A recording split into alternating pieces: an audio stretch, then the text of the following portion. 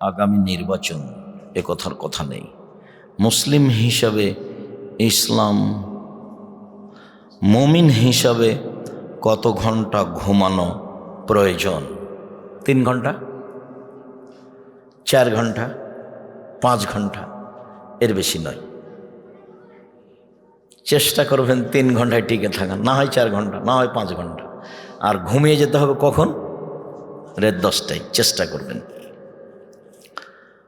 মসজিদে জামাতে ফজর নামাজ পড়ে বাড়িতে গিয়ে এশরাকের নামাজ পড়া যাবে কি? জি না। এশরাকের সলাত যেখানে ফরজ পড়েছেন সেখানে পড়তে হবে। পেশাব পায়খানার জন্য যেতে পাবেন, তাছাড়া এখানে থেকে যাওয়া যাবে না। এখানে তাসবিহ তাহলিল করেন, একটু হাঁটেন, সূর্য উঠে গেলে এখানেই পড়তে হবে 2 রাকাত। তার নাম এশরাক। ওর মান ভিন্ন, এশরাকের মান ভিন্ন। ওর মান হলো কবুল হজ, কবুল উমরা, কবুল হজ, কবুল উমরা, কবুল হজ, কবুল উমরা। ইচ্ছে মতো চলে এটা নিতে চান? অত সহজ? তাহলে এটা পারবেন না তো চাস্তে যান। চাস্ত সারা দিন দান খায়রাত করে, তাসবিহ তাহলিল করে, জিকির আজকার করে, সেম যা করলেন সব সমান 2 রাকাত। কোন সালাত? চাস্তের 2 রাকাত। অভ্যাসী হন। আর সবচেয়ে উত্তম 10:30টা 11টার সময় 2 রাকাত সালাতুল আওয়াবিন। টিকে থাকেন এশরাকে, যেখানে ফরজ পড়েছেন সেখানেই থাকবেন। পেশাব পায়খানার জন্য এদিক সেদিক যাবেন। টিকতে পারলেন না, চাস্তে যান। চাস্তে টিকতে পারলেন না, কাজের ব্যবস্থাপনায় জরুরি কাজের কারণে আওয়াবিনে যান। পারলেন না, থাক। এক ইমাম এক মাইয়াতকে কতবার জানাজা পড়াতে পারবেন? একাধিকবার জানাজা হতে পারে, লাশকে সামনে রেখে। গায়েবী জানাজা হবে না। একাধিকবার জানাজা হতে পারে, লাশকে সামনে রেখে, গায়েবী জানাজা হবে না। একাধিকবার জামাতে উপস্থিত হতে পারেন আপনি। ইমাম হিসাবে যিনি ইমামতি করেছেন তিনি আরেক জায়গাতে ইমামতি করবেন, এটা আমরা প্রমাণ করতে পারিনি। সুন্নাত হবে আরেকজনের ইমামতি করা, তবে আপনি মুক্তাদি হিসাবে আপনি করতে পারেন। প্রমাণে আমাদের কাছে বুখারী মুসলিমের হাদিস আছে। আল্লাহ রাসূল বলেন, এই শোনো, মসজিদের খাদেমটা কই?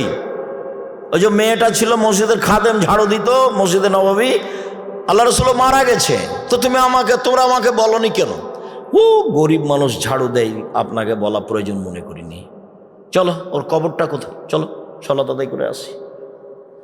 তোর কবরের পাশে গিয়ে আল্লাহ রাসূল ইমাম হয়ে সালাত আদায় করলেন। তাহলে সাহাবীরা আগে একবার করে তাকে মাটি দিয়ে দিয়েছেন, আবার এখন কি করলেন? সাহাবীরা সাথে গিয়ে জানাজা করলেন। আগের ইমাম কিন্তু এখন ইমাম নন, এখন মুহাম্মদ সাল্লাল্লাহু আলাইহি ওয়াসাল্লাম ইমাম। কিন্তু মুসাল্লি আগের সালাতে ছিল, এখনো আছে। হ্যাঁ, এক ইমামে প্রমাণ করা যায়, একই ইমাম 2 বার সালাত প্রমাণ করা যাবে না। মানুষের বীর্য কি পবিত্র? জি পবিত্র। তার মানে কি খেতে হবে? আমার এক শিক্ষক ছিলেন, খুব মেধাবী, একটু বুদ্ধি কম। তো এই কথাটা যখন তিরমিজিতে এসেছে, তো জামিয়া সালাফে দারুল উলুম বানারসে পড়েছেন মৌলানা মঞ্জুর, খুব মেধাবী।